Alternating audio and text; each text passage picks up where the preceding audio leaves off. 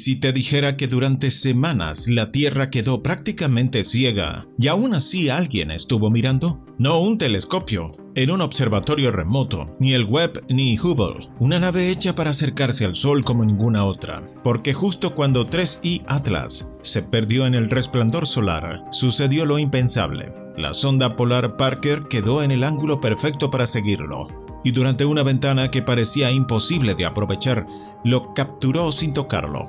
Pero sí, documentándolo con una precisión que nunca habíamos logrado en un visitante interestelar. No, Parker no descubrió antigravedad, ni confirmó una tecnología oculta. Lo que reveló es, en cierto modo, más valioso y más inquietante. Demostró que podemos observar a un objeto interestelar precisamente cuando se oculta detrás del Sol, justo en la fase en la que más cambia, en la que más se calienta, en la que más se transforma. Y eso nos permitió responder la pregunta que importaba de verdad. ¿3I Atlas era un objeto extraño que rompía las reglas o un cometa real con física cometaria, pero con una historia química que no encaja con la mayoría de los cometas que conocemos? Todo comienza con un punto tenue en un cielo saturado de estrellas. A inicios de julio de 2025, los sistemas de rastreo detectan un objeto débil moviéndose frente a Sagitario, cerca del centro galáctico. Ese detalle no es menor. El fondo estelar allí es tan denso que un visitante puede pasar a plena vista y aún así ser ignorado. Cuando se recuperan imágenes previas, la historia se estira hacia atrás en el tiempo. Estaba ahí desde junio, oculto en el ruido del universo, y apenas se confirma la actividad, aparece la primera pista clara. No es un asteroide, hay brillo difuso, hay una cola, es un cometa. Pero la órbita cuenta algo aún más importante. No es una elipse amarrada al Sol, es una trayectoria hiperbólica, una excentricidad apenas por encima de 1. Ese apenas es suficiente para cambiarlo todo. Viene de fuera y se irá para siempre. El tercer objeto interestelar confirmado tras Oumuamua y Borisov. Un visitante que no orbita, solo pasa. Y cuando algo solo pasa una vez, cada hora de observación se convierte en un recurso irrecuperable. Desde la Tierra, los telescopios hacen lo que pueden. Se intenta estimar el tamaño del núcleo, pero la coma lo oculta. El polvo dispersa la luz y vuelve la medición un juego de sombras. Aún así, la fotometría coordinada empieza a extraer patrones. Aparece un ritmo, un período de rotación de 16.16 horas, con pequeñas variaciones. No es un trompo descontrolado, no es un fragmento girando a punto de romperse.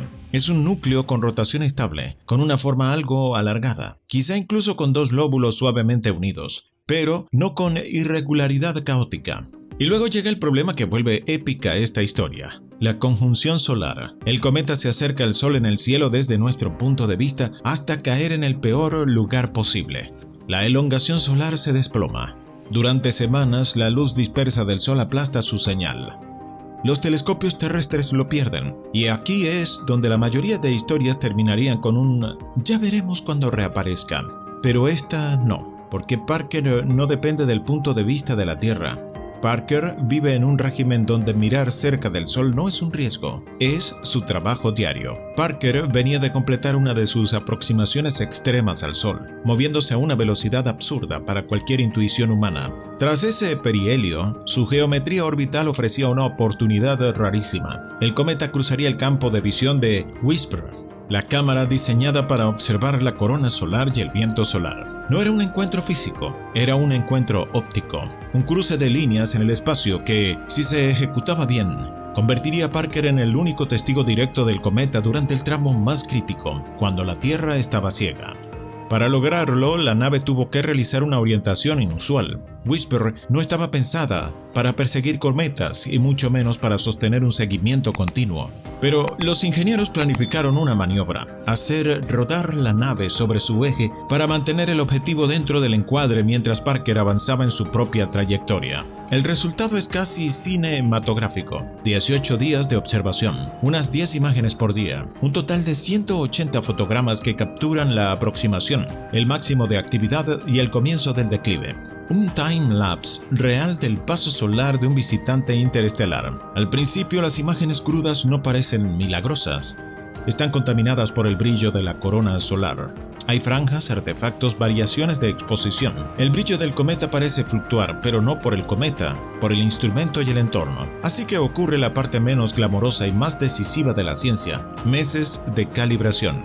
Restar señal coronal, normalizar exposiciones, eliminar luz parásita, separar lo real de lo aparente, y cuando se hace, aparece la historia física del objeto. El comportamiento general de 3I Atlas es cometario. No hubo erupciones repentinas, no hubo fragmentación, no aparecen núcleos secundarios. No hay picos de brillo que indican ruptura. La producción de polvo se mantiene relativamente constante. La emisión de gas sigue curvas de sublimación esperables. Y algo clave para enterrar muchas fantasías: su trayectoria no muestra una aceleración misteriosa, como la que desató el caos con Oumuamua. Las posiciones encajan con mecánica newtoniana y Kepler. Es un cometa, no un objeto que rompe la gravedad. Si se comporta como un cometa, ¿por qué su composición no se parece a la de la mayoría de los cometas que conocemos? Porque en los datos aparece un número que es casi una firma, una relación dióxido de carbono a agua de 8:1. No es un matiz, es un contraste brutal. Un cometa donde el carbono parece dominar de una forma que sugiere una historia distinta, una zona de formación distinta, quizá una época distinta de la galaxia. Y entonces la pregunta cambia. No qué es, sino de dónde viene realmente. Mientras Parker hace su campaña, otras plataformas se suman cuando pueden. Naves rumbo a otros destinos aprovechan ventanas breves para fotografiar o medir, observaciones para refinar trayectoria, para analizar estructura de la coma, para aportar piezas desde otros ángulos. Incluso se menciona una cobertura complementaria que permite reconstruir mejor el gas y el polvo desde diferentes longitudes de onda. La idea central es potente. Cuando aparece un visitante interestelar, la astronomía deja de ser local y se vuelve global. Se coordinan instrumentos, se comparten datos, se acelera la ciencia. Y en el centro de todo queda Parker, porque Parker ocupa el punto ciego. Durante esos días, 3I Atlas pasa por su perihelio a una distancia donde el hielo sublima con fuerza, pero el núcleo puede sobrevivir. La actividad aumenta, alcanza un máximo, luego se estabiliza y finalmente declina.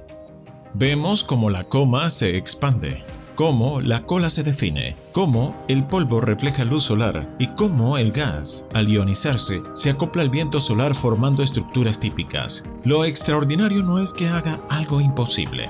Lo extraordinario es que lo vemos cuando nadie más podía verlo. La geometría también importa.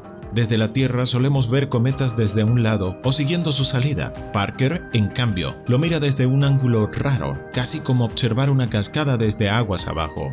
La estructura de brillo cambia, la cola se revela de otra forma, la distribución del polvo se interpreta distinto. Ese punto de vista obliga a modelar, corregir y extraer propiedades intrínsecas.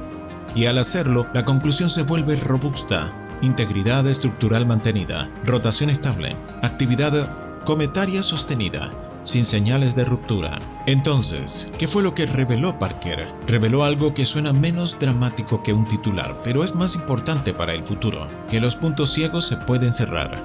Que los observatorios solares diseñados para mirar la corona y el viento también pueden convertirse en plataformas para estudiar visitantes interestelares durante conjunciones solares.